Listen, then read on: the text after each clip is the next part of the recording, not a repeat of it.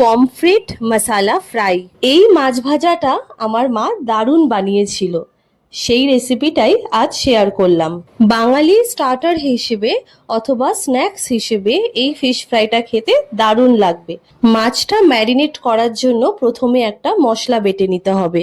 বাটা মশলাটিতে ছিল রসুন, আদা, জিরে, মৌরি, লবঙ্গ, গোলমরিচ, অল্প মেথি, জিরে গুঁড়ো, নুন, ধনে গুঁড়ো, ধনে পাতা, আগে থেকে ভিজিয়ে রাখা শুকনো লঙ্কা ও কাশ্মীরি লঙ্কা। মাছগুলো আগে থেকে ধুয়ে জল ঝরানো ছিল, সেই মাছের সাথে এই মশলাটি ভালো করে মিশিয়ে নিতে হবে। বাড়তি মশলার সাথে কিছুটা পেঁয়াজ আলাদা করে মিশিয়ে নিয়েছিল।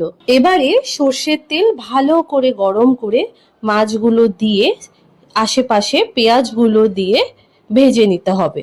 যেহেতু মাছের সাইজগুলো বড় ছিল, তাই মিডিয়াম হাই হিটে মাছের প্রতিটি সাইড 4 থেকে 5 মিনিট ভেজে নিলেই মাছটা তৈরি হয়ে যাবে।